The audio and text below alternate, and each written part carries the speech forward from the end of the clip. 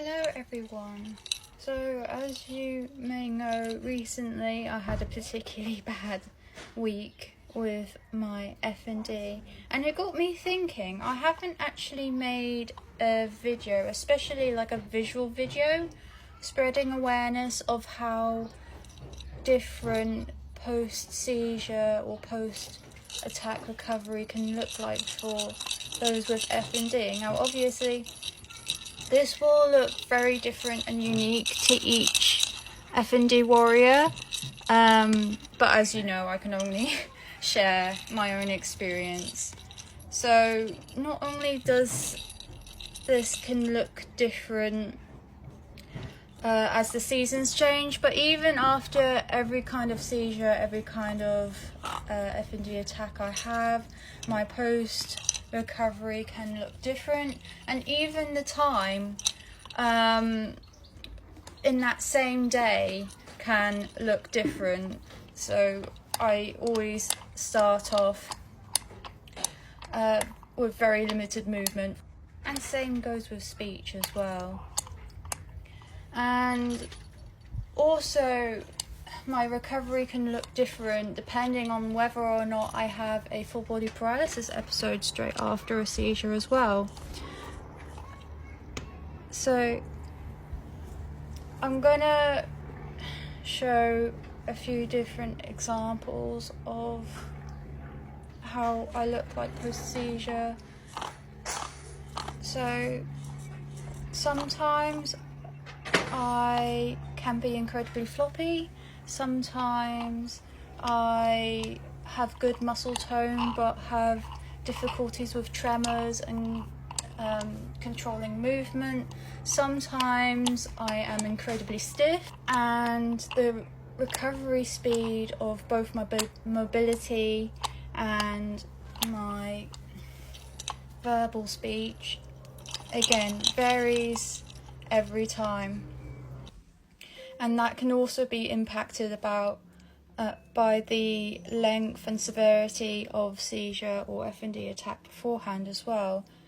For example, if I have a really short or mild seizure, then the post-recovery symptoms will pretty much last the rest of the day. Whereas if I have a really long, bad seizure, my post-symptoms will recover much quicker.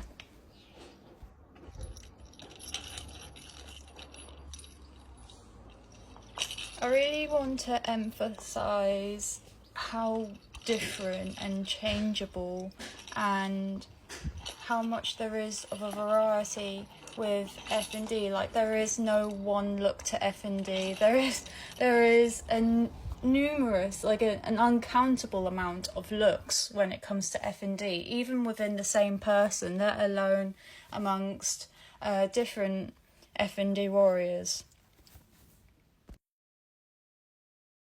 And this video is purely just covering like post-seizure, like post-attack symptoms. It's not even touching like the range of seizures, the range of other kinds of like attacks that we can have on our body. And these things can be so unique that we have to create our own terminology for them because there is no other name for them.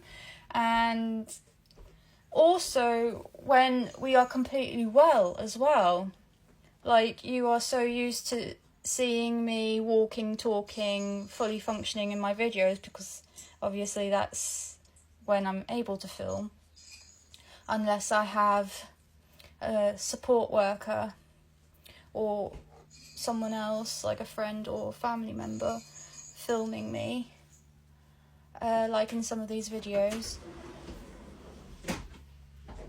But yeah, F&D is just so dynamic, it's so changeable, not just amongst other individuals with the same condition, but even with the same person with their own F&D. Like, no matter how much effort we put into learning the patterns and the nature of our bodies and our F&D, it's always going to be unpredictable.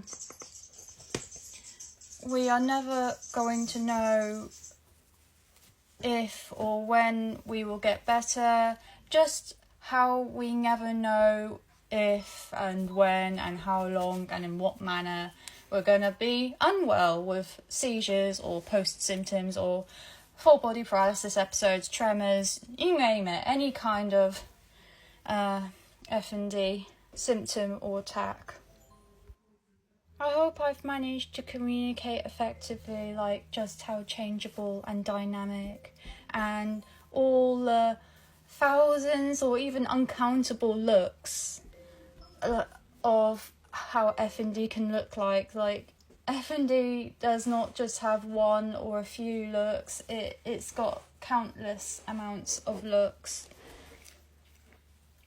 If any of you have any questions or would like me to explain any of this in further detail, please feel free to pop it in the comments. Bye bye!